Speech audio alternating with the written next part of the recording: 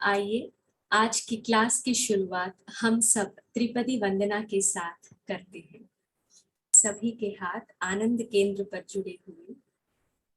वंदे अरहम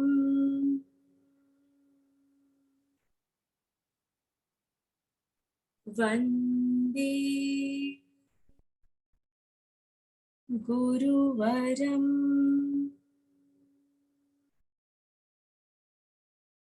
वंदे सत्यम।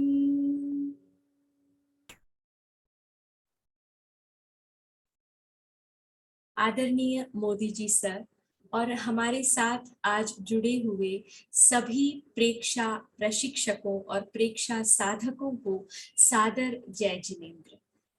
आज की इस क्लास में आप सबका स्वागत है। लेवल 2 ऑनलाइन क्लासेस बहुत ही सुचारू रूप से चल रही है और सब लोग मंडे 8 to 9 इस लर्निंग आवर की राह देखते हैं। तो आज हम इस क्लास की शुरुआत सबसे पहले रेणु जी बैद के द्वारा इस क्लास का अच्छी तरह से हम फायदा कैसे उठा सकें और साथ साथ बाकी के 6 दिन हम कैसे अपनी तैयारी करके लेवल 2 की परीक्षा के लिए सब तैयार हो सकें, इसके लिए गाइडलाइंस हेतु मैं आमंत्रित करना चाहती हूँ रेणु जी बैद सूरत से। थैंक यू अभिलाषा जी। जैसे अभिलाषा जी ने कहा, गुरुदेव की कृपा से लेवल 2 का क्रम बहुत अच्छे से चल रहा है सर के गाइडेंस के अंडर में।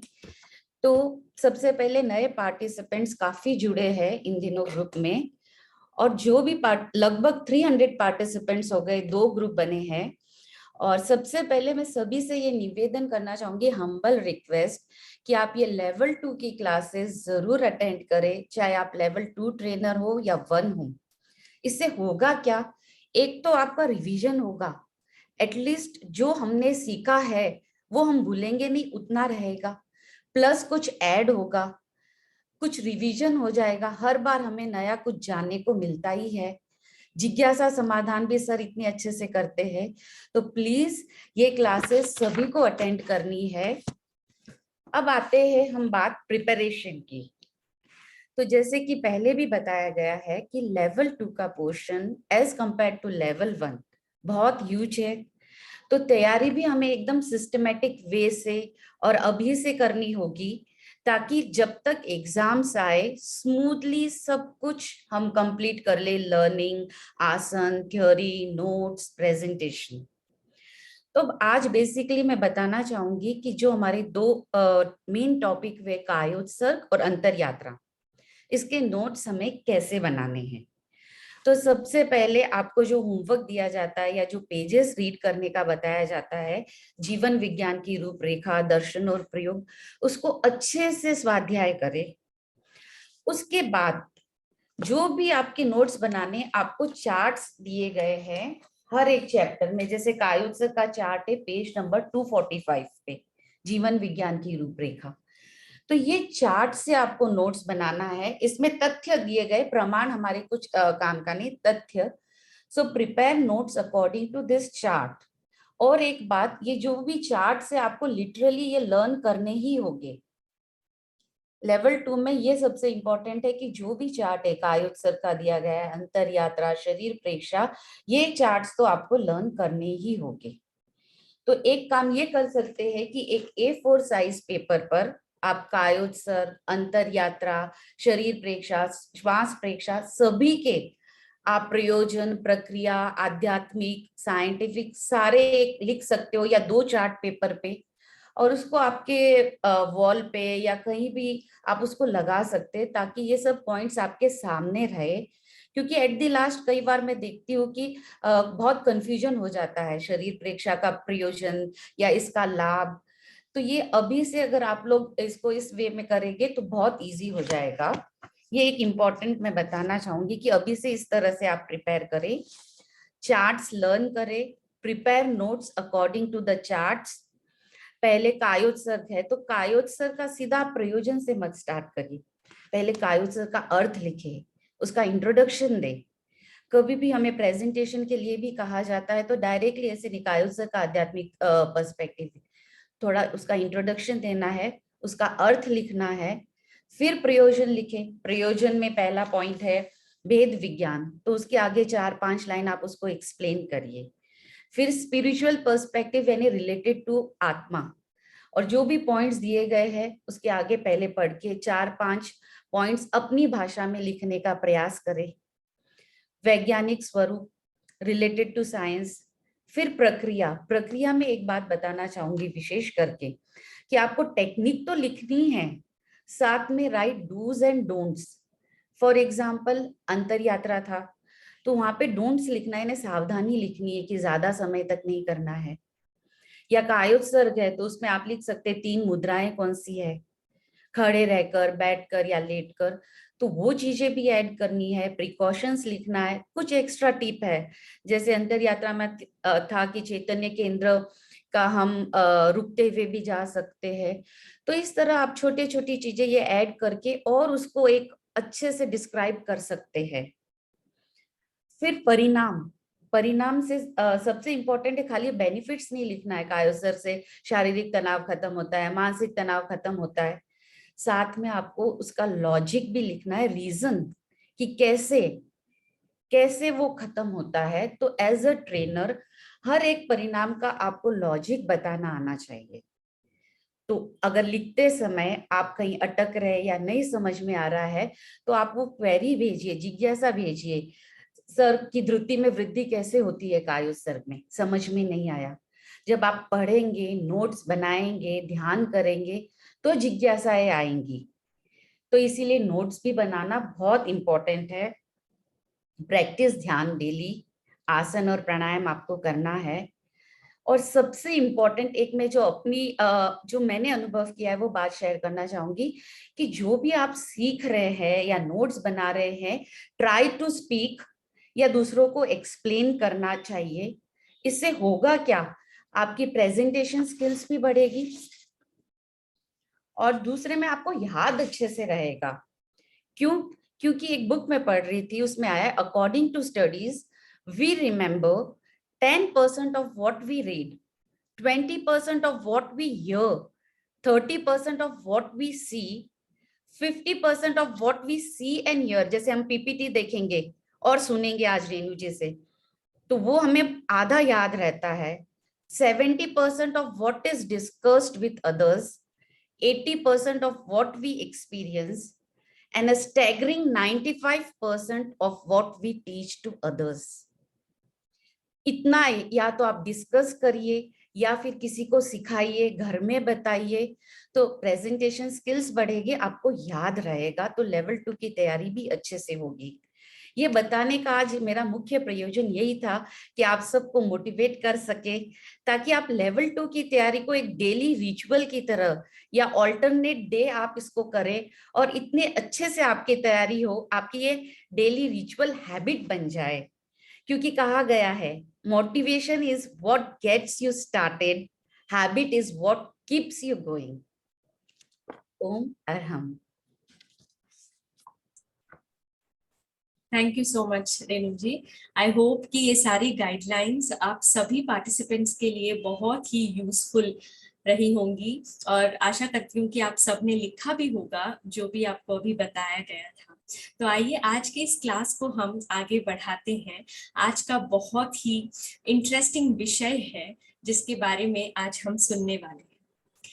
हम सभी प्रेक्षा साधकों से अगर कभी कोई पूछे कि प्रेक्षा ध्यान क्या है, तो हम सबका कोई अलग ही तरीका होगा प्रेक्षा ध्यान को एक्सप्लेन करने का।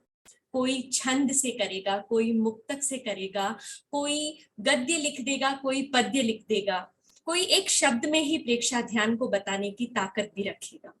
तो हर एक का अलग तरीका होता है। और ऐसे ही हमारे नवम आचार्य आचार्य श्री तुलसी थे, जिन्होंने प्रेक्षा ध्यान के बारे में एक इतनी सुंदर गीतिका या कविता लिख डाली, जो आज हम बहुत ही मजे से गाते हैं। ये एक बहुत ही सुंदर गीत है, प्रेक्षा गीत, जो आचार्य श्री तुलसी ने लिखा है, जिसके हर एक शब्द में, हर एक वाक्य में प्रेक्षा ध्यान मानो जीवित हो उठता है। आज इस प्रेक्षा गीत की व्याख्या हम सब जानेंगे और सुनेंगे। इसके लिए मैं आप सबके समक्ष आमंत्रित करना चाहती हूँ रेणु जी कोठारी को, बैंगलोर से, जो आज आए हैं। रेणु जी कोठारी लेवल 2 के एक बहुत ही कुशल प्रशिक्षक हैं और प्रेक्षा ध्यान के कार्य में हमेशा बहुत ही एक्टिवली पार्टिसिपेट करते हैं। तो रेणु जी, आपका स्वागत है प्रेक्षा ध्यान, प्रेक्षा गीत विश्लेषण के लिए। ओम अरहम। थैंक यू सो मच अभिलाषा जी। आदरणीय मोदी जी सर और उपस्थित सभी साधकों को मेरा सादर जय जिनेन्द्र। सुषुप्त चेतना को विकसित करने का आधार है प्रेक्षा ध्यान। योग्यता को योगभूत करने की यात्रा का नाम है प्रेक्षा ध्यान। स्वयं से स्वयं को परिचित कराने वाले सेतु का नाम है प्रेक्षा ध्यान। आप सभी ने प्रेक्षा ध्यान की बहुत सारी क्लासेस अटेंड की है, सेशंस अटेंड किए हैं। प्रेक्षा ध्यान का साइंटिफिक पर्सपेक्टिव समझा है, आध्यात्मिक पर्सपेक्टिव समझा है, व्यवहारिक पर्सपेक्टिव समझा है और बहुत सारे अनुभवी प्रशिक्षकों से आपने प्रैक्टिकल सेशंस भी अटेंड किए हैं। आज आप सोच रहे होंगे कि इतना सब कुछ सीखने के बाद, इतना सब कुछ जानने के बाद सिर्फ एक गीत के लिए पूरा सेशन क्यों रखा गया है। प्रेक्षा ध्यान गीत बुक में है, हम उसको देख के पढ़ सकते हैं। इस गीत के लिए पूरा एक सेशन रखने की क्या आवश्यकता है। प्रेक्षा ध्यान गीत गणाधिपति गुरुदेव आचार्य श्री तुलसी के उत्कृष्ट कवित्व का एक नजारा है। इतने कम शब्दों में प्रेक्षा ध्यान, जो छोटा सा गीत है, इतने कम शब्दों में इतने व्यापक ध्यान की छवि हमें इस गीत में मिलती है। प्रेक्षा ध्यान गीत प्रेक्षा ध्यान की पूरी पद्धति, जो प्रेक्षा ध्यान साधना की पूरी पद्धति है, उस पद्धति को इस गीत में समाहित कर दिया गया है। जैसे कि आप सब जानते हैं, तेरापंथ धर्म संघ की एक विशेषता है कि जब भी हम अपने भावों को प्रकट करते हैं, चाहे वो गुरुदेव के सामने हो या चाहे कोई भी ओकेशन हो, हम गीत के माध्यम से अपने भावों को प्रकट करते हैं। गीत या संगीत अपने आप में ध्यान है। कोई भी कला हो, आर्ट हो, उस कला का ध्यान से बहुत गहरा संबंध है। कला एक साधना है, चाहे वो ड्राइंग हो, पेंटिंग हो, डांस हो, सिंगिंग हो, शूटिंग हो, तीरंदाज हो या घुड़सवारी हो, कोई भी तरह की जो कला होती है, उस कला में ध्यान का बहुत बहुत बहुत इंपॉर्टेंट रोल होता है। तो आइए आज हम एक छोटा सा प्रयास करते हैं प्रेक्षा ध्यान गीत के हर एक शब्द को गहराई से समझने की, जो गणाधिपति गुरुदेव और आचार्य गणाधिपति गुरुदेव श्री तुलसी और आचार्य श्री महाप्रज्ञ जी का प्रयास है। प्रेक्षा ध्यान पद्धति को जो उन्होंने हमें दिया है, उस गीत को हम समझने की कोशिश करते हैं।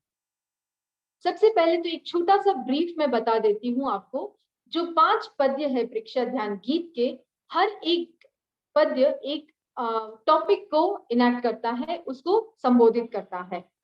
सबसे पहला जो स्टैंजा है वो प्रेक्षा ध्यान का दर्शन बताता है।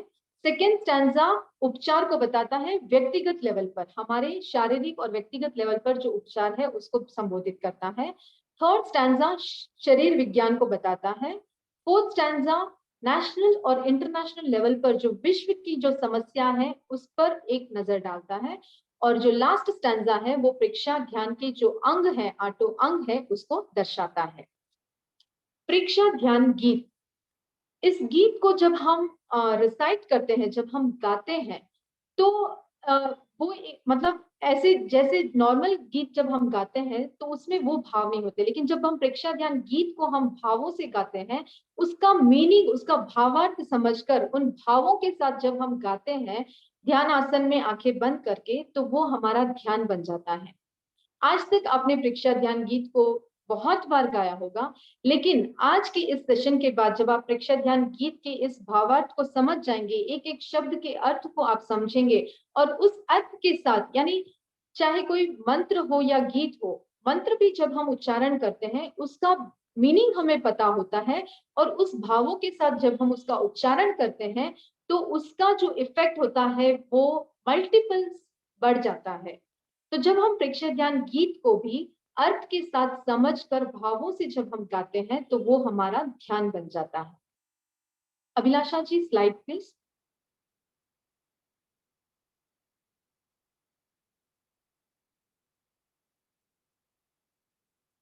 Next one. मैं चाहती हूं कि आप सभी भी इस गीत को भावों के साथ मेरे साथ इसका संगान करें। आत्म साक्षात्कार प्रेक्षा ध्यान के द्वारा, आत्म साक्षात्कार प्रेक्षा ध्यान के द्वारा, स्वप्न हो साकार इस अभियान के द्वारा। सबसे पहले तो ये प्रश्न आता है कि मैं आत्मा हूं, मैं शरीर नहीं हूं, मैं आत्मा हूं, तो मैं किसका साक्षात्कार करूं? गुरुदेव ने बहुत ही सुंदर सूत्र दिया है, संपिक्कई अपगमपयनम। आत्मा के द्वारा आत्मा को देखिए, स्वयं स्वयं को देखिए। यहाँ पर आत्म साक्षात्कार का तात्पर्य है कि आत्मा के द्वारा हम आत्मा को देखें। वैसे तो आत्मा के अनंत प्रदेश हैं, लेकिन आत्मा के जो 8 प्रकार बताए गए हैं उसमें हम ज्ञान आत्मा के द्वारा कषाय आत्मा का साक्षात्कार करते हैं, देखते हैं। ज्ञान आत्मा के द्वारा योग आत्मा और कषाय आत्मा, हमारी आत्मा पर जो कषाय का आवरण आया हुआ है, उन कषायों को जब हम देखते हैं तो स्वप्न हो साकार इस अभियान के द्वारा। स्वप्न यानी यहाँ पर स्वप्न को हम 2 पर्सपेक्टिव से देखेंगे। एक स्वप्न वो जो गुरुदेव ने देखा था, स्वस्थ स्वस्थ शरीर और स्वस्थ समाज, स्वस्थ व्यक्ति स्वस्थ समाज, या सुधरे व्यक्ति समाज व्यक्ति से राष्ट्र स्वयं सुधरेगा।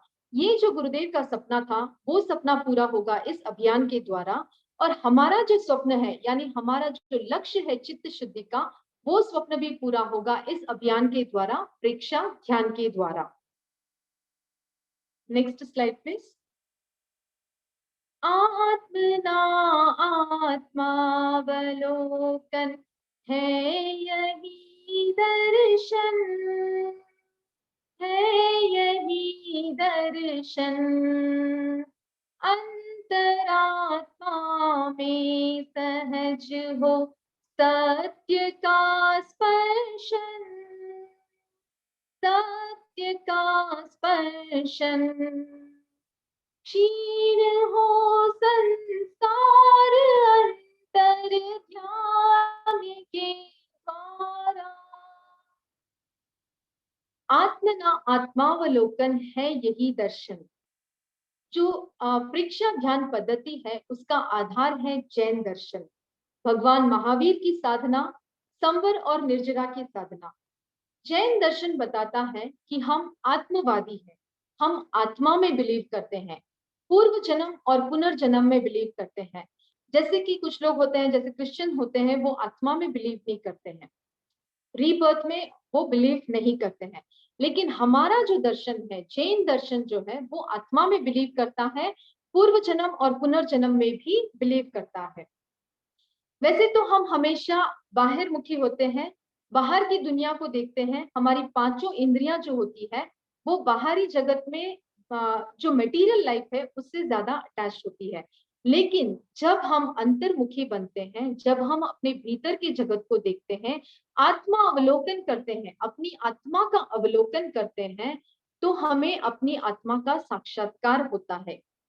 अंतरात्मा में सहज हो सत्य का स्पर्शन। जब हम अंतरात्मा को देखते हैं, भीतर की ओर जाते हैं, भीतर की यात्रा करते हैं, जो प्रयोग बताए गए हैं प्रेक्षा ध्यान में, उन प्रयोगों को करते हैं और अपनी अंतरात्मा को जब हम देखते हैं, तब हम सत्य का स्पर्श करते हैं। सत्य क्या है? भगवान महावीर ने 12.5 वर्ष तक जो साधना की, कठोर साधना की, उन्होंने अपने कर्मों को क्षय किया, कितने सारे उपसर्गों को सहा, और जो सत्य उनको उपलब्ध हुआ, उस सत्य को हमें खोजना होगा। प्रेक्षा ध्यान की जो टैग लाइन है, स्वयं सत्य खोजे। आपने जो देखा, आपने जो सोचा, आपने जो चाहा और आपको जो मिला, आपने जो पाया, वो आपका सत्य है। मेरा सत्य तो मुझे खोजना होगा। भगवान महावीर ने हमें मार्ग बताया है, सत्य खोजने का मार्ग हमें दिखाया है, लेकिन उस मार्ग पर हमें चलना होगा और अपने सत्य को हमें स्वयं खोजना होगा। यहाँ पर जैन दर्शन हमें कर्म सिद्धांत को बताता है। कर्म सिद्धांत यानी कॉज एंड इफेक्ट। जब हम इस कॉज एंड इफेक्ट को अच्छे से समझ जाते हैं तो हमें सत्य का दर्शन होता है। कॉज एंड इफेक्ट क्या है कि मेरे साथ जो भी हो रहा है उसका कारण मैं हूं, मेरे कर्म है। अनंत अनंत जन्मों से जो कर्म मैंने संचित किए हैं, वो कर्म अभी जो उदय में आ रहे हैं, उन कर्मों की वजह से आज जो भी मेरे पास है उसके कारण, उसका कारण मैं हूं। चाहे आपका अच्छा पोस्ट है, आपके पास अच्छे पैसे हैं, घर है, पांचों इंद्रियां आपकी सही सलामत है, आप अच्छे से बोल पा रहे हैं, आप खड़े हो पा रहे हैं, या आपका अच्छा बिजनेस है, आपके पास प्रॉपर्टी है, चाहे कुछ भी हो रहा है, जो कुछ भी आपके पास है आज, वो सिर्फ और सिर्फ आपके कर्मों की वजह से है। इस कर्म के सिद्धांत को जब हम समझ जाते हैं तो सत्य का दर्शन होता है। हम दूसरों को ब्लेम करना छोड़ देते हैं। छोटी से छोटी बात होती है तो हम कहते हैं कि उसने ऐसा कहा इसलिए मुझे गुस्सा आया, उसने ऐसा किया इसलिए मैंने ऐसा किया। जब हम इस कर्म सिद्धांत को समझ लेते हैं, सत्य को हम जान लेते हैं कि जो कुछ भी है, अगर मुझे गुस्सा भी आ रहा है तो वो मेरे संस्कार है, मेरे अंदर जो चेंजेस हो रहे हैं, मेरे अंदर जो हार्मोन्स है रिलीज हो रहे हैं, उसकी वजह से मुझे गुस्सा आ रहा है, ना कि सामने वाले की वजह से। तो जितना जल्दी हम इस सत्य को एक्सेप्ट कर लेते हैं, जब हम एक्सेप्ट कर लेते हैं तो हम उसको इम्प्लीमेंट भी कर सकते हैं। जितना जल्दी हम इस सत्य को एक्सेप्ट करेंगे, हम अपनी आत्मा के उतने ही जल्दी करीब जा सकेंगे। क्षीण हो संस्कार अंतर ध्यान के द्वारा। 84 लाख जीव योनि में जन्म मरण जन्म मरण जन्म मरण करते करते करते करते अब हमें मनुष्य जन्म मिला है। लेकिन इतने जो जन्म हमने जन्म और मरण किए हैं, उनमें जो कर्मों का संचय हमने किया है, हमारी आत्मा से जो चिकने गाढ़े कर्म चिपके हुए हैं, उन कर्मों का हम क्षीण करेंगे, क्षय करेंगे, निर्जरा करेंगे अंतर ध्यान के द्वारा। Next slide please.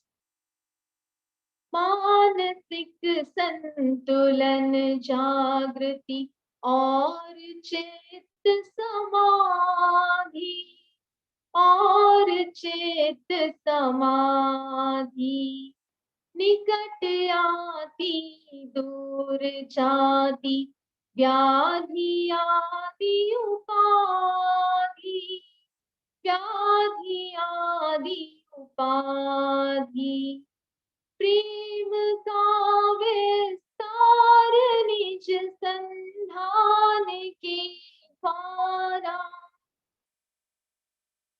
मानसिक संतुलन, हमारे ब्रेन का जो हेमिस्फीयर है, राइट ब्रेन और लेफ्ट ब्रेन, दो हेमिस्फीयर है, जिसको हम सिंपैथेटिक और पैरासिम्पैथेटिक नर्वस सिस्टम भी कहते हैं, या मान ली जिसको हम कहते हैं कि एक एक्टिव है और एक पैसिव है, एक उत्तेजना बनाता है और एक शांत करता है हमें। तो इन दोनों ब्रेन्स में, एक्टिव और पैसिव में, हमें बैलेंस बनाना है। जब यहाँ इम्बैलेंस हो जाता है तो हमारी लाइफ में बहुत सारी गड़बड़ हो जाती है। तो मानसिक संतुलन, जब हम प्रेक्षा ध्यान करते हैं, प्रेक्षा ध्यान के प्रयोग करते हैं, तो इनसे हमारे शारीरिक जो इम्बैलेंस है, मानसिक जो इम्बैलेंस है, वो सब ठीक होता है और हम चित्त समाधि की ओर अग्रसर होते हैं। समाधि तक पहुंचना इतना आसान नहीं है, बहुत बहुत बहुत साधना करनी पड़ती है, पुरुषार्थ करना पड़ता है, तब हम समाधि की अवस्था में पहुंच सकते हैं। लेकिन जब हम प्रेक्षा ध्यान को अपनाते हैं, इन प्रयोगों को डेली रूटीन में लाते हैं, तो हम उस मार्ग पर अग्रसर तो हो रहे हैं, उस तरफ हमारे कदम तो आगे बढ़ रहे हैं। जब हम इन सब चीजों के प्रति जागरूक होते हैं तो हमारा चित्त जो है वो समाधि की ओर अग्रसर होता है। निकट आती दूर जाती, व्याधि आदि उपाधि, व्याधि फिजिकल एलिमेंट, आदि मेंटल एलिमेंट और उपाधि इमोशनल एलिमेंट। शारीरिक, मानसिक और भावनात्मक जो भी तनाव है या जो भी बीमारियां हैं हमारे अंदर, ये सारी बीमारियां ठीक होती है प्रेक्षा ध्यान के द्वारा। छोटी से छोटी बीमारी, चाहे वो हेडेक हो, माइग्रेन हो या थायराइड हो, या बड़ी से बड़ी बीमारी जैसे कैंसर हो, साइकोसोमैटिक बीमारी हो, जितनी भी बीमारियां हैं, दिल्ली में जो अध्यात्म साधना केंद्र चलता है, वहां पे इतने सारे पेशेंट्स आते हैं, रोते हुए आते हैं, जिन कोई भी डॉक्टर उनका इलाज करने के लिए तैयार नहीं है। सारे डॉक्टर ने हाथ दे दिया है, वो पेशेंट्स वहां पर आते हैं और उनका इलाज होता है प्रेक्षा ध्यान चिकित्सा द्वारा।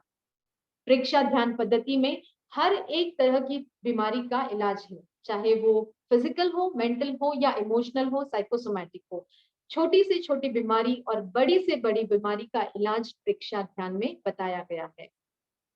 प्रेम का विस्तार निज संधान के द्वारा। प्रेम का विस्तार प्रेक्षा ध्यान पद्धति में 5 उपसंपदा के सूत्र बताए गए हैं। उस उपसंपदा के सूत्र में तीसरा सूत्र है मैत्री का। बहुत ही सुंदर सूत्र है। मैत्री का भाव जब हमारे अंदर आ जाता है, तब हमारे अंदर सारी बीमारियां खत्म हो जाती है। बीमारियां होती कैसे हैं? बीमारियां होती है हमारे अंदर जो डिसऑर्डर्स होते हैं, जैसे हमारे अंदर क्रोध का भाव आया या ईर्ष्या का भाव आया या जो भी नेगेटिव इमोशंस जब हमारे अंदर आते हैं, तो वो इमोशंस धीरे धीरे धीरे धीरे हमारे शरीर में एक बीमारी का रूप ले लेते हैं। फॉर एग्जाम्पल, एक माँ और बच्चा, क्या एक माँ अपने बच्चे के प्रति ईर्ष्या कर सकती है, घृणा कर सकती है? क्रोध वो अवश्य करती है, लेकिन सिर्फ दिखावे के लिए, उस बच्चे को सुधारने के लिए क्या, लेकिन क्या अंदर से वो अपने बच्चे के प्रति ईर्ष्या और क्रोध या वैर का भाव रख सकती है? चाहे कोई भी माँ हो, चाहे वो बच्चा कितना भी बुरा हो, माँ के अंदर बच्चे के प्रति कोई भी ईर्ष्या का भाव या वैर का भाव नहीं आता है। क्यों नहीं आता है? क्योंकि माँ के शरीर का एक अंग है वो बच्चा, माँ के अस्तित्व का एक पार्ट है वो बच्चा। माँ स्वयं उस बच्चे को अपना पार्ट मानती है, अपना अंग मानती है, अपने आप के जैसा मानती है। जब हम मैत्री का सूत्र अपनाते हैं, तो इस ब्रह्मांड के हर एक प्राणी के प्रति, हर एक जीव के प्रति, हर एक आत्मा के प्रति हमारे अंदर मैत्री का भाव आता है, आत्मोपम्य का भाव आता है। जैसे मेरी आत्मा है, वैसे सामने वाले की आत्मा है। जैसा मुझे बुरा लगता है, वैसा उसे भी बुरा लगता है। जो कष्ट मुझे होता है, वो कष्ट उसे भी होता है। जब ये भाव हमारे अंदर आ जाते हैं, तो हम क्रोध, ईर्ष्या या जो भी नेगेटिव भाव है, घृणा, इन सब चीजों से हम दूर हो जाते हैं। और ये सारे एलिमेंट जब दूर होते हैं, तो हमारे शरीर से फिजिकल, मेंटल और इमोशनल सारे विकार दूर हो जाते हैं। एक चीज मैं अपने पर्सनल एक्सपीरियंस से यहाँ पर आपको शेयर करना चाहती हूँ कि जो व्यक्ति प्रेक्षा ध्यान साधना से जुड़ा है, कोई भी व्यक्ति जो प्रेक्षा ध्यान साधना से जुड़ा है, लेवल 1 और लेवल 2 की बात मैं नहीं कर रही हूँ, सिर्फ प्रेक्षा ध्यान से अगर वो जुड़ा है, तो उनके अंदर जो नेगेटिव इमोशंस है, चाहे वो क्रोध हो, ईर्ष्या हो, घृणा हो या किसी को नीचा दिखाना हो, ऐसे भाव तो उनके मन में आते ही नहीं है। एक बार जो प्रेक्षा ध्यान के उपसंपदा के सूत्र को अपना लेता है, ये सारी चीजें तो दूर दूर तक उनको छूती भी नहीं है। Next slide please. बदल जाते हैं रसायन ग्रंथियों के स्राव, ग्रंथियों के स्राव, बदलते व्यवहार सारे, बदलते हैं भाव, बदलते हैं भाव, बदलता संसार आना पान के द्वारा। आपने जो प्रेक्षा ध्यान के साइंटिफिक पर्सपेक्टिव को जब समझा है, जाना है, आपने एंडोक्राइन सिस्टम देखा होगा, आपने नर्वस सिस्टम को समझा होगा, circulatory system, excretory system, digestive system, respiratory system, इन सब चीजों को आपने जाना और पढ़ा। प्रेक्षा ध्यान करने से हमारे अंदर हार्मोनल बैलेंस होते हैं, स्राव चेंज होते हैं, ग्रंथियों के स्राव चेंज होते हैं, रसायन चेंज होते हैं। ये सब होता है प्रेक्षा ध्यान के द्वारा। जब हम ध्यान साधना में बैठते हैं तो हमारे जो चैतन्य केंद्र है, जब हम एक एक चैतन्य केंद्र पर जब हम ध्यान करते हैं तो वहां पर रसायन बदलते हैं, हार्मोन्स बदलते हैं और उनका जो सेक्रेशन है वो बदलता है। एक स्टूडेंट आए थे हमारी क्लास में जिनको थायराइड था। हमने उनको आसन प्राणायाम बताए, जैसे कि उष्ट्रासन है, मत्स्यासन है और उज्जय प्राणायाम है। ये सब आसन उनको करवाए। तो उनका सवाल था, उनकी जिज्ञासा थी कि आप एक थायराइड के लिए ये आसन और प्राणायाम कराते हैं, लेकिन थायराइड तो हाइपर भी होता है, हाइपो भी होता है, तो एक ही आसन दोनों को कैसे ठीक कर सकता है? एक व्यक्ति है जिसको हाइपर है और एक व्यक्ति है जिसको हाइपो है। तो जब हम उष्ट्रासन और मत्स्यासन या उज्जय प्राणायाम जब हम कराते हैं तो दोनों कैसे ठीक होते हैं? तो इस चीज को हमें समझना होगा कि ध्यान के माध्यम से या आसन और प्राणायाम के माध्यम से या प्रेक्षा ध्यान चिकित्सा के माध्यम से जो हार्मोन्स का सिक्रीशन है वो बैलेंस होता है। ऐसा नहीं है कि उष्ट्रासन करने से आपके थायराइड ग्लैंड पर जो स्राव हो रहा है वो बढ़ जाएगा या घट जाएगा। वो बैलेंस होता है। अगर आपका ग्लैंड ज्यादा सेक्रेट कर रहा है तो उसको कम करेगा, और अगर कम सेक्रेट कर रहा है तो उसको ज्यादा करेगा, बैलेंस करेगा। तो अगर आपको हाइपर भी है या हाइपो भी थायराइड है तो आसन प्राणायाम करने से या प्रयोग करने से, उस केंद्र पर ध्यान करने से वहां पर जो हार्मोन्स रिलीज होते हैं वो बैलेंस होते हैं। बदलते व्यवहार सारे बदलते हैं भाव। व्यवहार कैसे बदलता है? व्यवहार हमारा हमारा जो व्यवहार है, जो हमारा संस्कार, ये इस जन्म का नहीं है। ऐसा नहीं कि अभी आपका ये जन्म हुआ और आपका संस्कार बन गया। हमारा जो व्यवहार है, हमारा जो संस्कार है वो अनंत अनंत जन्मों से हमारी आत्मा के साथ चले आ रहा है। कर्मों के साथ हमारा व्यवहार बन रहा है। व्यवहार हमारे एनवायरनमेंट पे भी डिपेंड होता है। हमारे घर के जो दूसरे मेंबर्स हैं, हमारा जो ब्रिंगअप ब्रॉटअप हुआ है, हमारा जो पालन पोषण हुआ है, हमारे माता पिता का नेचर कैसा है, हमारा फ्रेंड सर्कल कैसा है, हमारा जो एनवायरनमेंट है, हम कौन सी स्कूल में पढ़े हैं, कहाँ रहते हैं, क्या करते हैं, इन सब चीजों पर हमारा व्यवहार आधारित है। तो इस व्यवहार को, जो आदतें हमारी बन गई हैं 30-35 साल से, जो हमारी आदतें बनी हुई है, इनको बदलना इतना आसान नहीं होता। हम सोचते हैं, हम चाहते हैं कि हम गुस्सा नहीं करें, फिर भी हम कर लेते हैं। हम चाहते हैं कि हम सुबह जल्दी उठें, लेकिन हम नहीं उठ पाते हैं। क्यों? क्योंकि हमारी आदत बनी हुई है लेट उठने की। तो इन आदतों को, इन व्यवहारों को हम बदल सकते हैं प्रेक्षा ध्यान के द्वारा। कैसे? जब हम इन आदतों को, जब हम सुझाव देते हैं अपने आप को, जब हम मेडिटेशन करते हैं, जब हम ध्यान करते हैं और सुझाव देते हैं कि मुझे अपनी आदतों को बदलना है, जब हम अनुप्रेक्षा करते हैं, जब हमारे अंदर हार्मोन्स चेंज होते हैं, हमारे संस्कार चेंज होते हैं, हमारे कर्मों की निर्जरा होती है, तो हमारा जो व्यवहार है वो बदलता है, हमारी आदतें बदलती हैं और हमारे भाव बदलते हैं। Next slide please. अगर आपने कर्मों का झरना अच्छे से समझा है, जो ये कर्मों का झरना आपने लेवल 1 में भी पढ़ा होगा, लेवल 2 में भी पढ़ा होगा, ये जो कर्मों का झरना है, जो सूक्ष्म शरीर से स्थूल शरीर तक जाता है और स्थूल शरीर से सूक्ष्म शरीर तक भी आता है, ये वाइस वर्सा चलता है, टू वे ट्रैफिक है यहाँ पे। ऐसा नहीं है कि सिर्फ आत्मा से क्रिया तंत्र तक जाता है, क्रिया तंत्र पर भी जो हमारी एक्टिविटीज है वो भी इफेक्ट करती है हमारी आत्मा को, हमारे कर्मों पर। लेकिन इस पूरे साइकिल में, इस पूरे झरने में जो मेन पार्ट है, सबसे इंपॉर्टेंट रोल होता है भाव। भाव ही वो मैन ऑफ द मैच है जो हमारे कर्मों को भी बदल सकता है और हमारे क्रिया तंत्र को भी बदल सकता है। तो भाव को जब हम बदलते हैं, जब हमारा व्यवहार बदलता है, हमारे भाव बदलते हैं, तो हमारा पूरा का पूरा संसार बदल जाता है। वही सास बहू, वही घर, वही बच्चे, वही बिजनेस, वही सोसाइटी, वही फ्रेंड्स, सब कुछ वैसा का वैसा होता है, वही सिचुएशन होती है। लेकिन जब हमारे भाव बदल जाते हैं तो उस सिचुएशन को देखने का हमारा जो दृष्टिकोण है वो बदल जाता है। जिन सिचुएशन में, जिन कारणों से आपको दुख का अनुभव हो रहा था, उन्हीं कारणों से, उन्हीं सिचुएशन में आप आनंद का अनुभव करेंगे, क्योंकि आपके अंदर आनंद का स्रोत बह रहा है, आपके भाव निर्मल हो रहे हैं, आपके भाव पवित्र हो रहे हैं। जब हमारे भाव शुद्ध होते हैं, पवित्र होते हैं, निर्मल होते हैं, चित्त हमारा शुद्ध होता है, तो वही सिचुएशन में जहां हमें दुख का अनुभव हो रहा होता है, वही हमें आनंद का अनुभव होता है।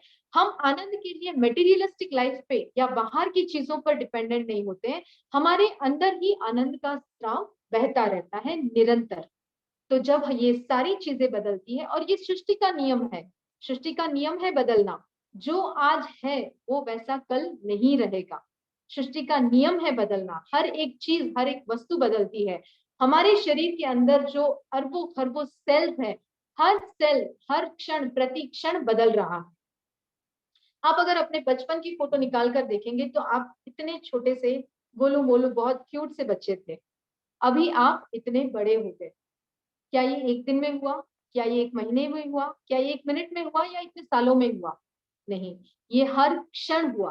प्रति क्षण हमारे अंदर जो सेल्स है, हमारी जो स्किन है, हमारा जो मसल्स है, बोन्स है, एवरी सेकेंड ये बदल रहा है। हमारे जो हार्मोन्स है वो भी एवरी सेकेंड बदल रहे हैं। तो जैसे ये सब बदलते हैं, हमारे हार्मोन्स बदलते हैं, हमारे भाव बदलते हैं, हमारा पूरा का पूरा संसार बदल जाता है, क्योंकि हमारा दृष्टिकोण बदल जाता है। Next slide please. समस्या आवेग की है। मैं चाहती हूँ कि आप सब इस गीत को मेरे साथ गाएं, आपको बहुत आनंद आएगा।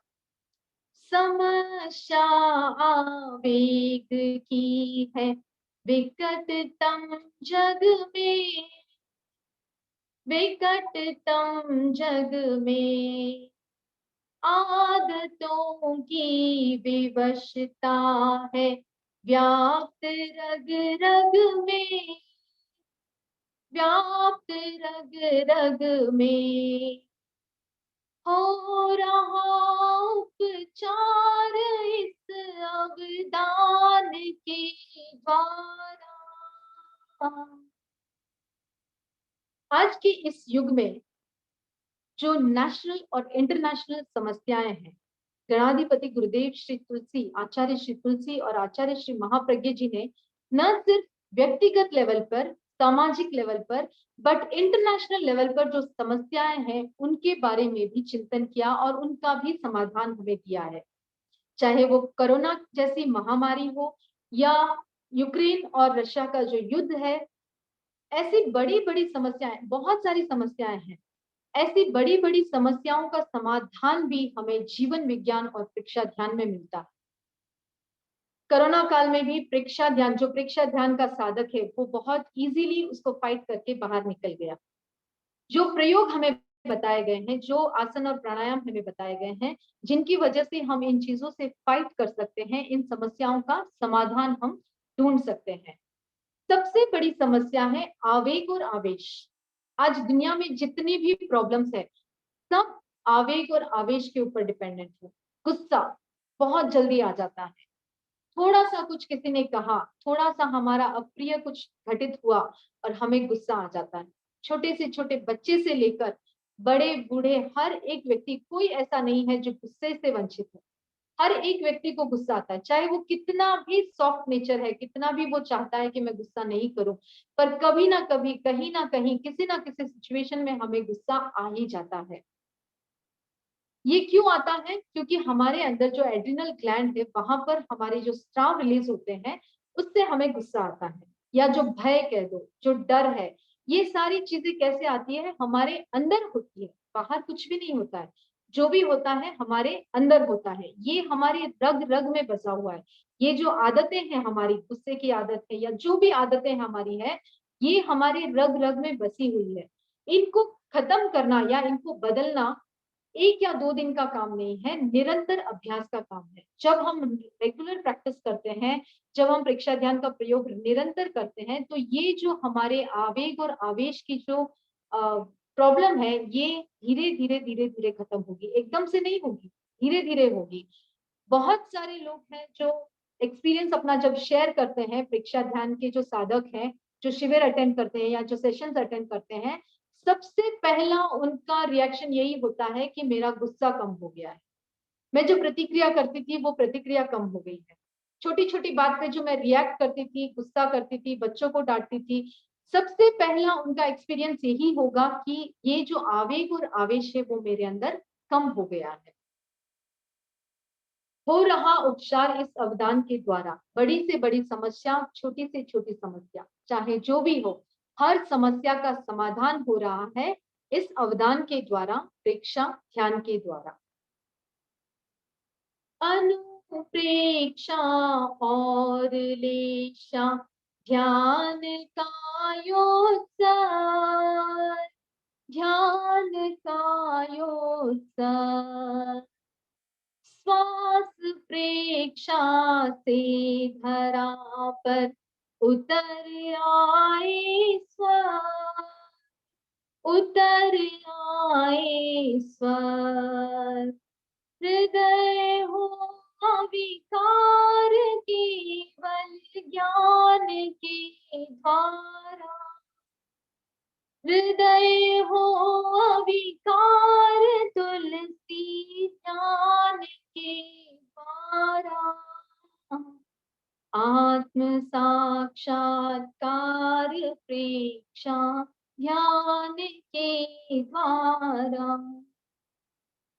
प्रेक्षा ध्यान के जो 8 मुख्य अंग हैं, कायोत्सर्ग, अंतरयात्रा, शरीर प्रेक्षा, स्वास्थ्य प्रेक्षा, लेशा ध्यान, चैतन्य केंद्र प्रेक्षा, अनुप्रेक्षा और भावना, ये 8 अंग जो आचार्य श्री महाप्रज्ञ जी ने हमें प्रेक्षा ध्यान में बताए हैं, एक एक अंग को जब हम प्रयोग करते हैं, इसका इतना मतलब असर हमारे ऊपर होता है, इतना इफेक्ट हमारे ऊपर होता है कि स्वर्ग इस धरा पर उतर आता है।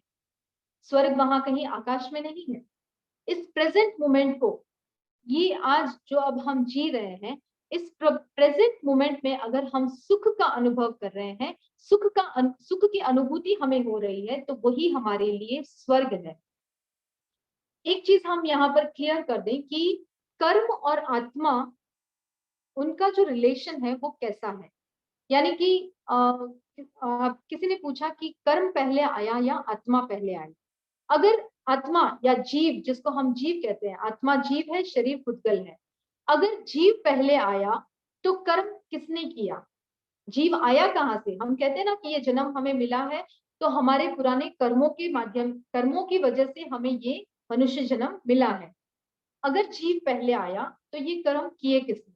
और अगर कर्म पहले आया तो उन कर्मों को किया किसने? कर्म पहले आया कैसे? क्योंकि जीव, कर्म को करने वाला तो जीव ही है। तो इसका जो निष्कर्ष बताया गया वो है कि जीव और कर्म दोनों अनंत अनंत अनंत काल से एक साथ एक में है। जैसे सोना मिट्टी में होता है, जब हम गोल्ड माइंस में जब हम खुदाई करते हैं तो सोना मिट्टी के साथ जैसे चिपका होता है, मिला होता है, वैसे ही आत्मा और कर्म अनंत अनंत काल से एक है। जब हम सोने को मिट्टी से निकाल कर उसको अग्नि में तपाते हैं, बहुत तेज आंच पर जब हम तपाते हैं, तब हमें सोना प्योर रूप में मिलता है, मिट्टी अलग हो जाती है। वैसे ही जब हम इस शरीर को, जब हम इस आत्मा को तपाते हैं साधना के द्वारा, तब जो कर्म है, गाढ़े चिकने कर्म जो आत्मा के साथ चिपके हुए हैं, वो कर्म दूर हो जाते हैं आत्मा से, और वो आत्मा प्योर फॉर्म में सिद्ध शिला पर जाकर विराजमान होती है। तो ये तपाने का जो माध्यम है, यानी जो सोने को जब हम तेज आंच पे तपाते हैं तो उसका माध्यम है अग्नि। तो यहाँ पर जब हम आत्मा को तपाने की बात करते हैं तो उसके लिए भी हमें एक माध्यम चाहिए होता है, और वो माध्यम है ध्यान। ध्यान के 8 अंग जो आचार्य श्री ने बताए हैं, अनुप्रेक्षा जो हम अफर्मेशन देते हैं, और लेशा ध्यान जो कलर मेडिटेशन जब हम करते हैं, जब हम ध्यान करते हैं तो अलग अलग रंगों का ध्यान करते हैं, अलग अलग रंगों के श्वास को हम इनहेल करते हैं। कायोत्सर्ग जो ध्यान साधना का कोर है, ध्यान का आदि भी कायोत्सर्ग है, ध्यान का अंत भी कायोत्सर्ग है। कायोत्सर्ग के बिना हम ध्यान की यात्रा आगे नहीं बढ़ा सकते हैं। श्वास प्रेक्षा, शरीर प्रेक्षा, चैतन्य केंद्र प्रेक्षा, ये सारे जो प्रयोग बताए गए हैं, यही वो तप है, यही वो अग्नि है जिसमें हमारी आत्मा तप कर प्योर फॉर्म में आगे बढ़ेगी, अग्रसर होगी, कहाँ? सिद्ध शिला की ओर, अपने शुद्ध स्वरूप को पाने के लिए। कर्मों की निर्जरा करने के लिए। हृदय हो अविकार केवल ज्ञान के द्वारा। हृदय के जो विकार है, हमारे अंदर क्या विकार है? क्रोध, मान, माया, लोभ, राग, द्वेष, कलह, अभ्यज्ञान, पैशन, जो 18 पापस्थान बताए गए हैं, ये हमारे विकार हैं। हमारे हृदय के जो विकार हैं, ये सारे दूर होंगे केवल ज्ञान के द्वारा। केवल ज्ञान का तात्पर्य यहाँ पर वो नहीं है जो तीर्थंकर भगवान को होता है। केवल ज्ञान यानी सिर्फ नॉलेज, ओनली नॉलेज। जब हमें इस चीज की नॉलेज हो जाएगी कि ऐसा करने से ऐसा होता है, ये करने से ये होता है, हमारे कर्मों की निर्जरा कैसी होती है, कर्म सिद्धांत कैसे काम करता है, इन सब चीजों को जब हम जान लेते हैं, जब इन सब चीजों का ज्ञान हमें होता है, आत्मा का क्या गुण है? आत्मा का गुण है जानना और देखना। जब हम इन गुणों को जान लेते हैं, देख लेते हैं, तब हमारे आत्मा के जो जो हमारे हृदय के अंदर जो विकार है, ये सारे विकार दूर होते हैं। क्रोध, मान, माया, लोभ, राग, द्वेष। राग द्वेष यानी ध्यान का हम जब मीनिंग बोलते हैं, तब हम क्या बोलते हैं? राग द्वेष से मुक्त होकर वीतराग अवस्था में रहना ही ज्ञान है, ऐसा ही बोलते हैं ना हम। तो यहाँ पर हम वीतराग क्यों बोलते हैं, वीत द्वेष क्यों नहीं बोलते हैं? कभी सोचा है आपने? जब हमें राग और द्वेष दोनों को ही छोड़ना है, तो उस वीतराग अवस्था को हम वीतराग क्यों कहते हैं, वीत द्वेष क्यों नहीं कहते हैं? क्योंकि द्वेष तो बहुत आसानी से छूट जाता है, रेणु जी समय बहुत जा जल्दी। द्वेष तो बहुत जल्दी छूट जाता है, लेकिन राग को हमें छोड़ने के लिए बहुत मेहनत करनी पड़ेगी। हृदय हो अविकार तुलसी ध्यान के द्वारा, आत्म साक्षात्कार प्रेक्षा ध्यान के द्वारा। इस सेशन से रिलेटेड अगर कोई क्वेरीज है तो आप पूछ सकते हैं, वरना हम सेशन को कंक्लूड करते हैं। आप सभी की आध्यात्मिक यात्रा के लिए बहुत बहुत मंगल कामनाएं। ओम अरहम।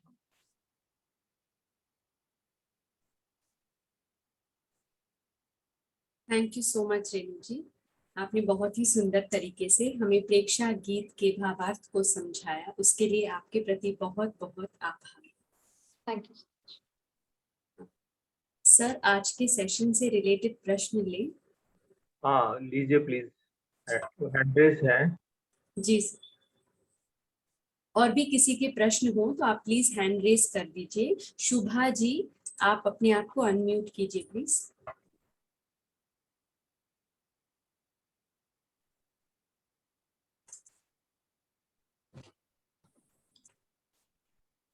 हेलो, ओम अरहम। मेरा प्रश्न है, जो गीत में जो पहला पद है, पहले पद में जो तीसरी लाइन है, क्षीण हो संस्कार अंतर धान के द्वारा, जबकि स्लाइड में दिखाया गया अंतर्याधन या अंतर्या ध्यान है, तो इन दोनों में क्या फर्क है, या इसका अर्थ क्या है? क्षीण हो संस्कार अंतर्धान के द्वारा, ये थोड़ा स्पष्ट नहीं आया समझ में। अंतर ध्यान स्लाइड में हो सकता है कोई स्पेलिंग मिस्टेक हो, लेकिन जो बुक में दिया गया है वो सही है। अंतर ज्ञान। क्षीण हो संस्कार यानी हमारे अनंत अनंत जन्मों से हमारी आत्मा के साथ जो कर्मों का बंधन है, वो कर्म क्षीण होते हैं अंतर ध्यान के द्वारा। हम जब अंतर ध्यान करते हैं, अंतर्मुखी बनते हैं, उस ध्यान के माध्यम से हम अपने कर्मों को क्षीण करते हैं, निर्जरा करते हैं। नहीं, जहां तक मेरे समझ में आता है कि अंतर्धान का मतलब है विलीन हो जाना, विलुप्त हो जाना। ध्यान नहीं है इसका मतलब, अगर मैं गलत सर, नहीं हूं तो। मैं मोदी सर से रिक्वेस्ट करूंगी, आप मुझे नहीं समझ आ रहा है। अंतर ध्यान का मतलब जो भी हम ध्यान कर रहे हैं, जैसे ध्यान का मतलब बोलो ना, जैसे स्थूल से सूक्ष्म को देखना, ज्ञान आत्मा के द्वारा कषाय आत्मा को देखना को एक बार छोड़ दें, मतलब स्थूल से सूक्ष्म को देखना। नहीं मेरा अब जो हमारे ध्यान का प्रारंभ करेगा, वो पहले दिन तो लुप्त तो नहीं हो जाएगा, समाधि में जाएगा नहीं। तो पहले तो धारणा का अभ्यास करेगा बहुत दिनों तक, कई महीनों तक या कई वर्षों तक, फिर वो ध्यान में प्रवेश करेगा। ध्यान में प्रवेश करने के बाद फिर समाधि में प्रवेश करेगा। जो भी हम कर रहे हैं अभी, प्रेक्षा ध्यान के सारे ही प्रयोग अंतर ध्यान के प्रयोग हैं, क्योंकि हम भीतर आत्मा के द्वारा आत्मा को देखने का कोई सा भी प्रयोग हो, वो अंतर ध्यान ही आएगा, क्योंकि हम नहीं, बाहर की यात्रा नहीं कर रहे हैं, मन वचन काया से बाहर की यात्रा नहीं कर रहे हैं, हम क्या कर रहे हैं, भीतर की यात्रा कर रहे हैं। तो इसमें अंतर ध्यान का मतलब यही है। और कई बार अंतर्धान तो ये तो कविता के रूप में कई बार उसके आधा शब्द उड़ाना भी पड़ता है कविता की वो लय बनाने के लिए। अंतर्ध्यान का मतलब ध्यान का सारे प्रयोग अंतर्ध्यान में आएंगे। अब इसका जो तरतमता है, कोई निर्विचार 40 मिनट के ध्यान में 5 मिनट रहता है, कोई 10 मिनट रहता है, कोई 20 मिनट रहता है, कोई इससे आगे की स्थिति में जाता है। ये सारे ही प्रयोग अंतर्ध्यान में। जितना जितना हम राग द्वेष से मुक्त स्थिति में रहते हैं, उतना उतना हमारे कर्मों की संवर तो होता ही है, निर्जरा भी होती है। कम ज्यादा का फर्क हमारे ध्यान की तरतमता पर निर्भर करेगा। आप क्या कहना चाह रहे थे? मैं ये कहना चाह रहा था कि या तो ध्यान, अंतर ध्यान तो एक अलग शब्द हो गया, और अंतर्धान, अंतर्धान तो क्या होता है, जैसे अंतर्धान हो गया मतलब वो व्यक्ति था खड़ा भी अंतर्धान हो गया, यानी कि वो मतलब विलय हो गया, यानी कि अब वो नहीं दिख रहा है वो। नहीं अभी नहीं, इसमें वो नहीं अर्थ है इसका। इसका जितना भी प्रयोग है, मान लिया उसने 40 मिनट में 5 मिनट किया तो भी उतना ही है। अब यदि केवल यही मान ले कि क्षीण संस्कार उसी प्रयोग से होंगे कि जिसमें वो विलुप्त हो जाएगा, तो फिर गलत हो जाएगा, फिर तो कोई साधक ध्यान में प्रवेश ही नहीं करेगा। नहीं तो फिर ध्यान शब्द क्यों नहीं लिया गया? अंतर ध्यान, जैसे हम अगर उच्चारण भी करें इसका, तो क्षीण हो संस्कार अंतर ध्यान के द्वारा, अंतर्धान और अंतर ध्यान है कि नहीं है, तो उसमें अगर उच्चारण करते तो कोई फर्क नहीं होता, फिर अंतर्ध्यान ही क्यों रखा गया इसका? इसमें ऐसा होता है कई बार कविता में कवि को वो जो जैसे बोलते हैं ना, मिलाना पड़ता है, कुछ ना कुछ आगे पीछे का मिलाना पड़ता है, वो भी रहता है एक शब्द। दूसरा इसमें यही मानना चाहिए, अंतर्ध्यान का मतलब है जिसमें हम स्वयं स्वयं को देख रहे हैं और राग द्वेष मुक्त स्थिति में, वो सब अंतर्ध्यान के प्रयोग है। तरतमता का फर्क हो सकता है।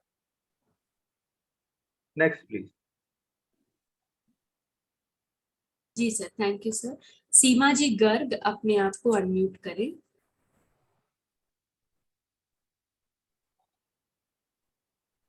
रविंद्र मैम, मैम आवाज आ रही है? जी आ रही है मैम। मैम आपने रेणु मैम ने कहा था ना कि आत्मा से क्रिया तंत्र का रिवर्स भी चलता है, क्रिया तंत्र से आत्मा तक रिवर्स चलता है, द्वंद्वात्मक अस्तित्व।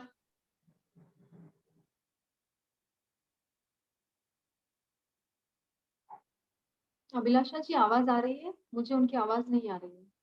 हाँ, आवाज ब्रेक हो रही है।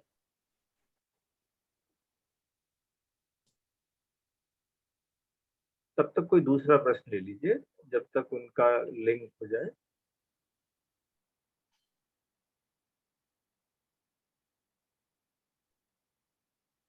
मैम आवाज आ रही है मेरी? हाँ अभी आ रही है, बोलिए सीमा जी थोड़ा। हाँ जी मैम, मैं पूछ रही थी जैसे आपने बताया ना कि आत्मा से क्रिया तंत्र तक हमारा द्वंद्वात्मक अस्तित्व अब तक हमने समझा है। आपने बताया कि ये रिवर्स भी चलता है, क्रिया तंत्र का प्रभाव आत्मा पर रिवर्स कैसे चलता है ये सिस्टम? देखिए, हम जो हमारा जो अस्तित्व है वो द्वंद्वात्मक है। आत्मा के साथ जो हमारे कर्म है, उनकी कर्मों की वजह से, कर्म जब उदय में आते हैं, पुण्य कर्म उदय में आते हैं, तो हमारी प्रवृत्ति अच्छी होती है, पुण्य मतलब पॉजिटिविटी होती है। जब हमारे पाप कर्म उदय में होते हैं तो हमारी क्रिया तंत्र भी वैसी ही होती है। लेकिन ये वाइस वर्सा भी चलता है, यानी हम पुरुषार्थ से जब हम अच्छे काम करते हैं, जब हम साधना करते हैं, सामायिक करते हैं, ध्यान करते हैं, या जो भी हमारे अपने पुरुषार्थ से जब हम करते हैं, तो हम अपने भावों को बदलकर कर्मों की निर्जरा भी कर सकते हैं। ये रिवर्स भी चलता है। तो ये दोनों टू वे में होता है। ऐसा नहीं कि हम सिर्फ कर्मों के ऊपर डिपेंडेंट रह जाए कि हाँ कर्मों में ऐसा लिखा है तो मेरे साथ ऐसा ही होगा। नहीं, हम अपने पुरुषार्थ से, योग तंत्र से, अपनी मेहनत से, ध्यान करके, साधना करके, अपने कर्मों की निर्जरा करके हम उसको बदल भी सकते हैं। इसके साथ ये भी जो हम पुरुषार्थ करते हैं। सर कुछ बता रहे हैं, आप सुनिए पहले। हाँ जी। ऐसा है कि वैसा वर्षा ऐसा है कि जैसे कोई भी वृत्ति उदय में आई, कोई भी शुभ या अशुभ, उसके अनुसार मन वचन काया की जो भी क्रिया हुई, तो जो भी क्रिया होती है वो भी कुछ अट्रैक्ट करती है, हमारे भावों को भी बदलती है, हमारी लेशा को भी बदलती है। और जैसे भाव बदलते हैं, मतलब जैसे अशुभ वृत्ति का उदय आई, उसके अनुरूप हमारी मन वचन काया की क्रिया अशुभ हुई, तो हमारी लेशा और भाव अशुभ हो जाएंगे। तो अशुभ लेशा और अशुभ भाव अशुभ कर्मों को अट्रैक्ट करेंगे और वो कर्मों के साथ चिपका देंगे। लेशा का ये काम है। ये वाइसा वर्षा हो गया, उल्टा भी हो गया कि भीतर से कर्म आए थे, उसने मन वचन काया को प्रभावित किया। मन वचन काया ने जो प्रवृत्ति की, उसके अनुसार हमारी लेशा बदली, भाव बदले, भाव से लेशा बदली, लेशा ने कर्मों को अट्रैक्ट किया और कर्मों को आत्मा के साथ चिपका दिया। तो दोनों तरफ से चलता है। और हमने जैसे ध्यान की प्रवृत्ति की, शुभ प्रवृत्ति की, उससे भी हमारी भाव बदले, लेशा बदली और हमारे कुछ तो कर्म नष्ट हुए, कुछ निर्जरा के साथ पुण्य का बंधन। तो इस तरीके से दोनों तरफ से चलता है, एक तरफा नहीं। Thank you sir. कृतज्ञोस्मि सर।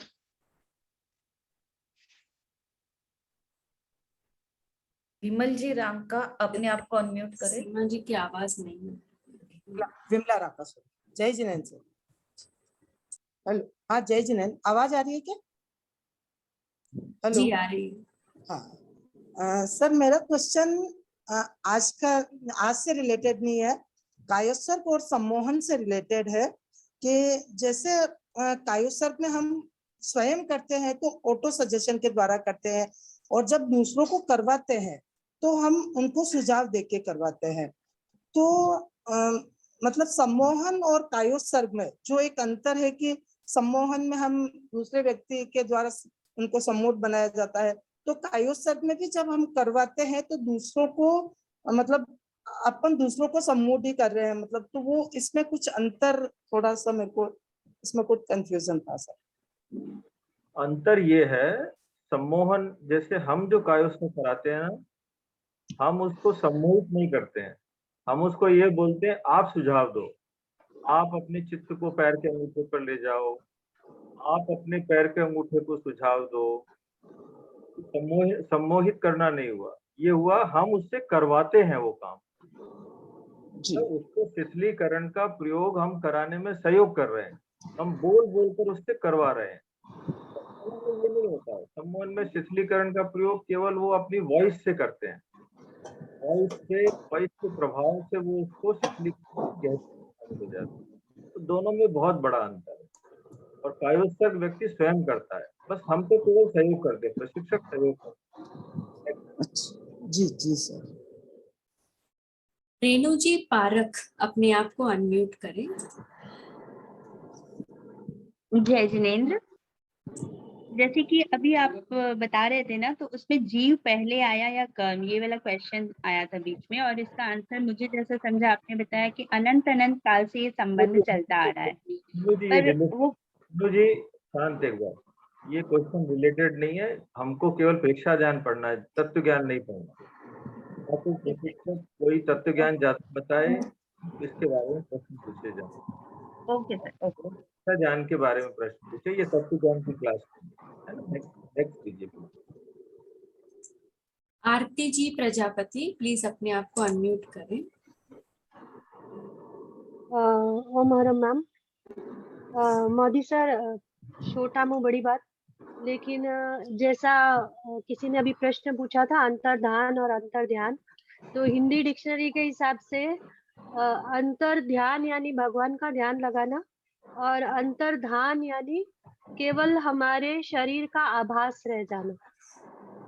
ये उसका शाब्दिक अर्थ है, अंतर्ध्यान अंतर्धान। तो अभी शब्द में ज्यादा नहीं तुलसी ने प्रेक्षा ज्ञान के सारे प्रयोग अंतर्ध्यान के प्रयोग हैं, बस इतना मान लें। अब जो कर्तनता आएगी, कम जाता जाएगा, जितनी गहरा अभ्यास बढ़ता जाएगा उतनी गहराई में हम जाते जाएंगे। निर्जरा जितना हम शुद्ध ध्यान करेंगे उतनी हमारी निर्जरा है।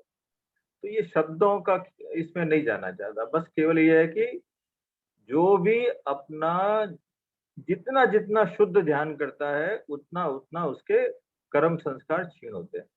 40 मिनट के ध्यान में उसने 5 मिनट एकदम शुद्ध ध्यान किया तो उसको इतना लाभ मिल गया। 30 मिनट विचारों में रहा तो उसको ज्यादा लाभ नहीं मिला। तो ये अंतर्ध्यान के शब्द में नहीं जाना है, मतलब मेन बात है जिसने आत्मा के द्वारा आत्मा को देखा, राग द्वेष मुक्त स्थिति में रहा, वो सब अंतर्ध्यान। Next please. सुमति जी चौरडिया, अपने आप को अनम्यूट करें।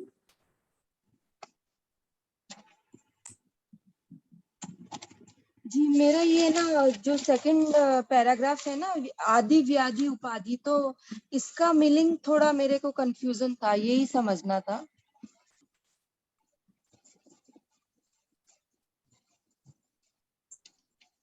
रेणु जी।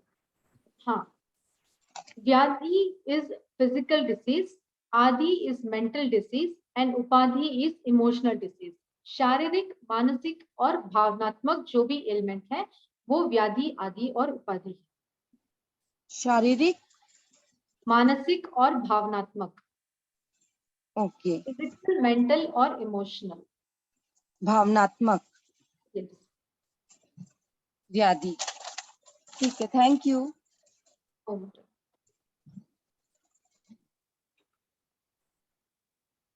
सर अब कोई हैंड रेस नहीं है, कोई प्रश्न नहीं। रेणु जी ने जो आज बोले हैं उस पर बोल देता हूँ। और एक तो बोले आपकी जो प्रेक्षा ध्यान करता है उसको नेगेटिव इमोशन छूते भी नहीं है, ये बात सही नहीं है।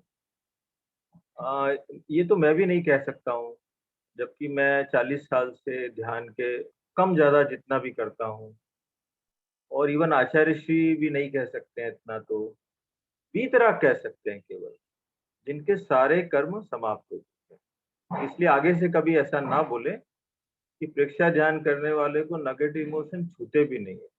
वो नेगेटिव इमोशन से प्रभावित कम होता है, धीरे धीरे नेगेटिव इमोशन का प्रभाव उसके जीवन में कम होता जाता है। तो हमारे सबके जीवन में जितना हमने शुद्धता से प्रेक्षा ध्यान किया है उतना उतना हमारे नेगेटिव इमोशन धीरे धीरे कम होते जा रहे हैं, खत्म नहीं हुए, छू रहे हैं, रोज ही छू रहे हैं। और जितना गहराई से ध्यान करते हैं तो उतनी गलतियां अपने आप में ज्यादा दिखती है। जब शुरू में ध्यान किया तो लगता था कि हम बहुत आगे बढ़ गए, और जितना गहरे ध्यान में जाते तो लगता है अभी कचरा तो बहुत ज्यादा भरा हुआ है। इसलिए ये बात अभी सही नहीं है ना। तो प्रेक्षा ध्यान करने वाले के भी नेगेटिव इमोशन आते हैं, वो उनसे प्रभावित कम होता है, ये अलग बात। दूसरा, मानसिक संतुलन का अर्थ ये नहीं है कि राइट हेमिस्फेयर केवल उतना नहीं है, वो भी है। और राइट हेमिस्फेयर और लेफ्ट हेमिस्फेयर का संबंध सिंपैथेटिक और पैरासिम्पैथेटिक से नहीं है, उन दोनों का काम अलग है। सिंपैथेटिक पैरासिम्पैथेटिक हमारे पीछे की स्पाइनल कॉर्ड से उसका संबंध ज्यादा है, और उसका स्थान भी अलग है, काम भी अलग है। राइट और लेफ्ट हेमिस्फेयर के काम अलग।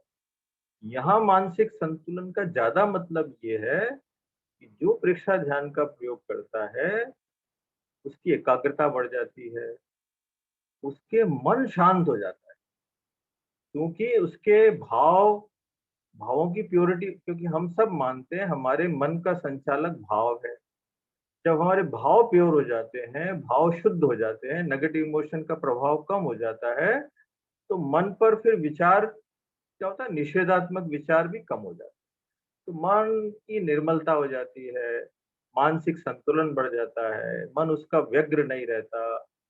तो ये इस दृष्टि से एक्सप्लेन करेंगे तो ज्यादा अच्छा है। और ये तो क्या बाद वाले इफेक्ट है सिंपैथेटिक पैरासिम्पैथेटिक का, कि मन में तनाव आया तो सिंपैथेटिक पैरासिम्पैथेटिक का काम ज्यादा सक्रिय होता है। मन में तनाव, मानसिक संतुलन होगा तो अपने आप ही दोनों का संतुलन रहेगा। मानसिक तनाव होता है तो सिंपैथेटिक का काम चालू होता है।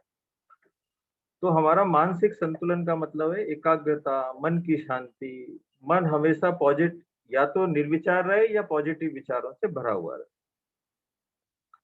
सत्य का अवलोकन का यहाँ अर्थ ये है कि सत्य का अवलोकन की दृष्टि कैसे होती है उसमें, जब वो राग द्वेष मुक्त चेतना की स्थिति में रहता है लंबा लंबा ध्यान जब करता है तो उसकी दृष्टि निर्मल हो जाती है। एक व्यक्ति तो राग द्वेष युक्त होकर देखता है, तो वो राग द्वेष का चश्मा पहनकर देखता है, तो जिस राग से देखता है तो उसको मतलब अपने दृष्टिकोण से दूसरी हर चीज दिखाई देती है।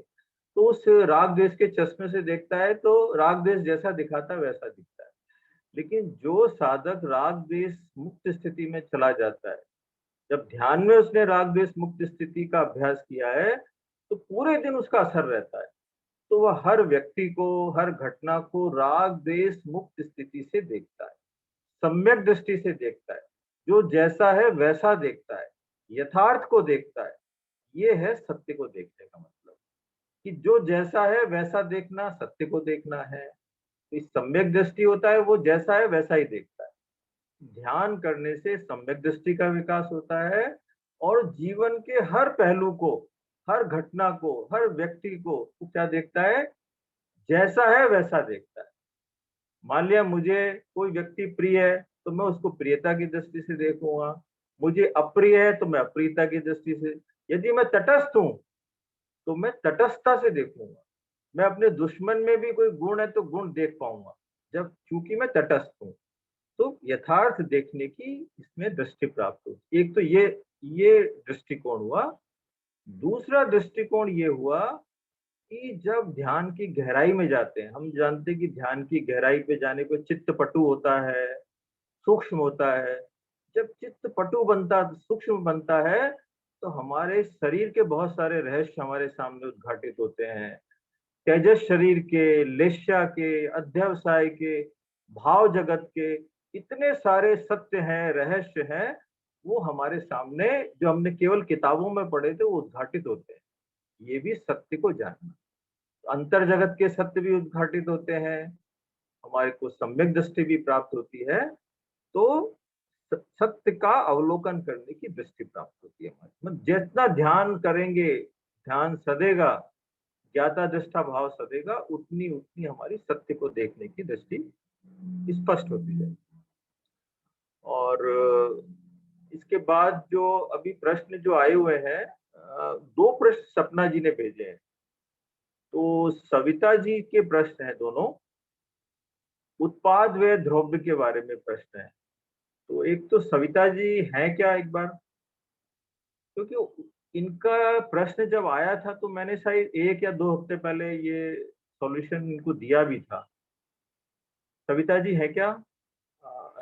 हाँ सर, सविता जी है मीटिंग में है। तो उन्होंने वो लेक्चर सुना नहीं था क्या 2 या 3 हफ्ते पहले, जब उनको रिपीट दोबारा से एक्सप्लेन किया था? सविता जी प्लीज। हम सर फर्स्ट वाला मैंने सुना था, अभी नेक्स्ट दूसरा क्वेश्चन भेजा है। बाय चांस उन्होंने आई थिंक दोनों क्वेश्चंस आपको भेज दिए हैं, लास्ट टाइम का भी और इस बार का भी। उत्पाद लास्ट टाइम वाज ओके, उत्पाद ओके हो गया। हाँ जी, वो क्लियर हो गया है। अच्छा, अब जो दूसरा प्रश्न था आपका, मुझे लगता है शायद आपने ले लिया, प्रज्ञा और चैत्य पुरुष में अंतर बताइए। हाँ जी, यस सर।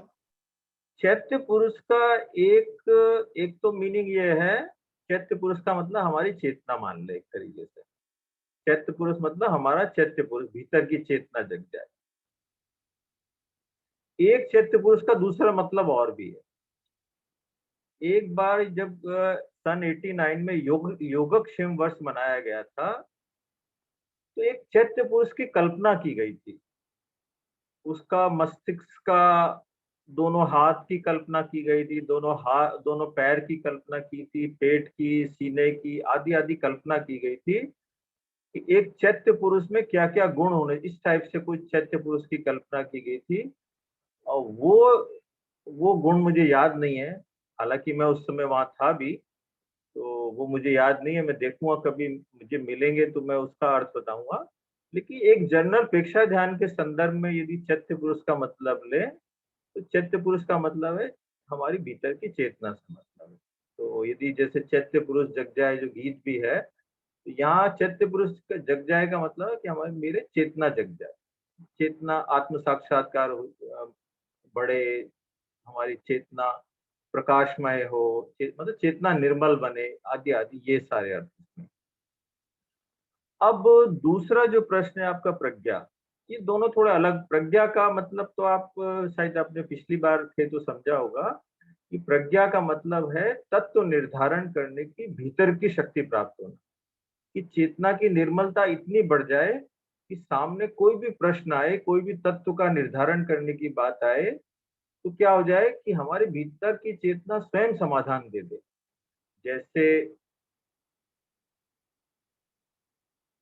जैसे जैसे मैंने आचार्य महाप्रज्ञ जी का उदाहरण दिया था कि जब आगम मंथन, जब आगम का शोध होता था, तो उसमें आचार्य तुलसी भी बैठते थे, महाप्रज्ञ जी बैठते, अन्य साधु संत बैठते। आगम शोध के बीच में कई बार ऐसे ऐसे शब्द आते जिनका अर्थ समझ में नहीं आता था, तो फिर आचार्य महाप्रज्ञ जी को ये निर्देश देते आचार्य तुलसी, आप अपनी प्रज्ञा से इसके तत्व का निर्धारण करें, इसका अर्थ का विश्लेषण करें। आचार्य महाप्रज्ञ कई बार तो उस मीटिंग में कुछ मिनटों बाद उस तत्व का निर्धारण कर देते, अन्यथा अगली जब भी मीटिंग होती उसमें उस तत्व का मतलब इतना सुंदर विश्लेषण करते। तो आचार्य तुलसी ने इसी बात से प्रभावित उनको बोले कि इनकी प्रज्ञा ही नहीं, प्रज्ञा, विशेष प्रज्ञा का जागरण हो गया है, इसीलिए उनको महाप्रज्ञा अलंकरण से संबोधित किया। तो प्रज्ञा का मतलब है जिसमें भीतर की चेतना इतनी निर्मल बन जाए कि कोई भी तत्व आए, कोई भी प्रश्न आए, उसका समाधान देने में वो सक्षम बन जाए। और चैत्य पुरुष जगने का मतलब है चेतना के जागरण का मतलब, दोनों का ही है।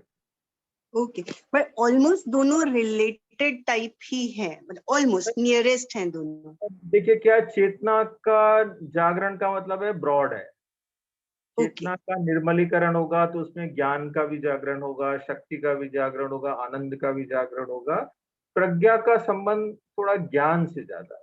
ओके फाइन, ठीक है, मतलब चैत्य पुरुष overall.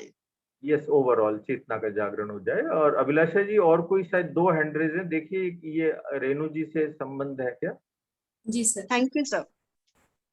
Jyoti ji Baid, please unmute करें अपने आप। जय जिनेंद्र। मेरा क्वेश्चन था जो नंबर 3 स्टेंजा में आनापान बताया है, जिसका अर्थ शायद मुझे पता है श्वास लेना और छोड़ना, तो प्रेक्षा ध्यान में ये आनापान करते समय या करते वक्त हमें क्या भाव रखने चाहिए, उस समय क्या भाव को भी स्पेसिफिक कुछ रखना चाहिए क्या, उसके बारे में?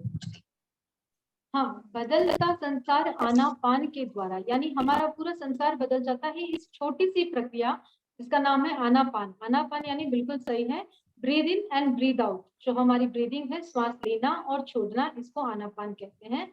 ये कई लोगों का गलत होता है, जब श्वास लेते हैं तब पेट सिकुड़ता है, श्वास छोड़ते हैं तब पेट फूलता है। तो इस छोटी सी प्रक्रिया को जब हम सही कर देते हैं, यानी जब श्वास लेते हैं तब पेट फूलता है और श्वास छोड़ते हैं तब पेट सिकुड़ता है, इसको जब हम सही कर देते हैं तो हमारा पूरा संसार बदल जाता है। ये इस लाइन का मीनिंग है। नहीं रेणु जी, ऐसा नहीं है। पेट के सही करने से संस्कार नहीं बदलता है। संस्कार नहीं, आनापान इस छोटी सी प्रक्रिया। एक मिनट सुनिए। Yes sir. पेट के सही करने से तो क्रिया ठीक होती है, श्वास की क्रिया ठीक होती है केवल। श्वास लेते समय पेट फूलना चाहिए, श्वास छोड़ते समय पेट भीतर जाना चाहिए, ये तो श्वास के सही लेने की क्रिया मात्र है, इससे संस्कार का संबंध नहीं है। संस्कार मतलब श्वास लेने के संस्कार की बात बोल रहे हैं तो ठीक है, लेकिन यहाँ ये संस्कार का मतलब नहीं है। यहाँ संस्कार का मतलब है कि हमारे भीतर क्या है, बहुत अनंत जन्मों के संस्कार पड़े हुए हैं। बदल, इसमें क्या है, संस्कार की बात नहीं, बदलता संसार आनापान की तरफ है ना। तो क्या होता है, जब हम आनापान का मतलब यहाँ पे हमारे यहाँ दीर्घ श्वास प्रेक्षा है, और विपश्यना ध्यान में दीर्घ श्वास प्रेक्षा मतलब श्वास प्रेक्षा को वहां पर आनापान सती बोलते हैं। तो यहाँ दीर्घ श्वास प्रेक्षा का मतलब, आनापान का मतलब यहाँ दीर्घ श्वास प्रेक्षा का प्रयोग है। जब हम दीर्घ श्वास प्रेक्षा में, एक तो पहली बात ज्योति जी का प्रश्न था क्या भाव होना चाहिए, भाव कुछ नहीं होना चाहिए, हमारा ज्ञाता दृष्टा भाव होना चाहिए। केवल जानना, केवल देखना, ना प्रियता ना अप्रियता, केवल जानना है, केवल देखना है। श्वास को केवल जानना, केवल देखना है। ये हमारी चेतना का स्वभाव भी है और ध्यान में हमें करना भी यही है। तो पहली बात तो कोई भाव नहीं होना चाहिए, हमको निर्विचार रहना है। जब हम ज्ञाता दृष्टा रहेंगे तो निर्विचार रह पाए, पहली बात। दूसरी बात है कि जब हम राग द्वेष से मुक्त होकर, प्रियता और अप्रियता से मुक्त होकर जब हम ध्यान करेंगे तो हम क्या बन जाएंगे? न्यूट्रल बन जाएंगे, तटस्थ बन जाएंगे, स्थित प्रज्ञ बन जाएंगे, ज्ञाता दृष्टा बन जाएंगे। तो फिर वही बात आ जाएगी, हम पूरे संसार को राग द्वेष से नहीं देखेंगे, हम पूरे संसार को, घटना को हम किससे देखेंगे? केवल जानेंगे, केवल देखेंगे, तटस्थ होकर देखेंगे, सत्य के साथ देखेंगे। पहले हम देखते थे राग द्वेष से, तो हमको घटनाएं क्या लगती थी? सुख दुख का कारण बनती थी। जब हम सत्य के साथ देखेंगे, ज्ञाता दृष्टा भाव के साथ देखेंगे, तो क्या हो जाएगा? केवल घटना को जान लेंगे, घटना के साथ बहेंगे नहीं, घटना से दुखी सुखी नहीं होंगे।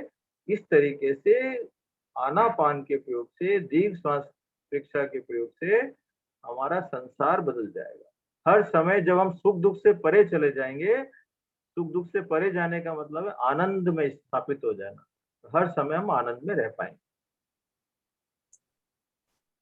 सर, विमला जी रांका और सोनल जी परीख का क्वेश्चन आज के सेशन से रिलेटेड तो नहीं है, चैट बॉक्स में आया हुआ है।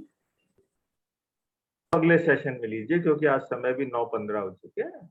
जी सर। तो और कोई क्वेश्चन नहीं है, तो इनके क्वेश्चन प्लीज आप नोट कर लीजिए। जी सर। तो अगले सेशन में ले लेंगे। अब हमारा समय है कृतज्ञता का, पूज्य गुरुदेव के प्रति कृतज्ञता ज्ञापित करने का। प्रेक्षा प्रणेता आचार्य श्री महाप्रज्ञ जी के प्रति, प्रेक्षा अनुशासता आचार्य श्री महाश्रमण जी के प्रति, और इस लोक में जो भी आचार्य हैं, जितने भी आचार्य हैं, गुरु हैं, जो भी वीतरागता का मार्ग बता रहे हैं, मोक्ष का मार्ग बता रहे हैं, उन सब गुरुओं के प्रति भी कृतज्ञता। कृतज्ञोस्मि, हम सब पूज्य गुरुदेव के प्रति, कृतज्ञोस्मि, हम सब पूज्य गुरुदेव के प्रति, कृतज्ञोस्मि, हम सब पूज्य गुरुदेव के प्रति आभार। अभिलाषा जी सर, तो जितने भी अभी नए स्टूडेंट ऐड हुए हैं पिछले 1 महीने में, जी उन सबको भी सारा लेवल 2 का मटेरियल और पुराने लेक्चर्स जो भी शेयर करना एक बार कर दें, ताकि वो पूरा पिछले 2 महीने की क्लास उनका कुछ छूटा हो कवर कर लें। हाँ जी सर। कृतज्ञोस्मि सर, हम आपके प्रति भी बहुत बहुत आभार व्यक्त करते हैं।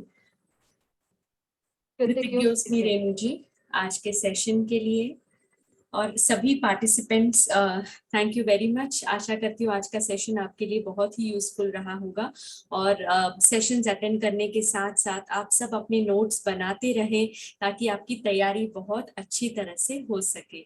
इसी के साथ ओम अरहम।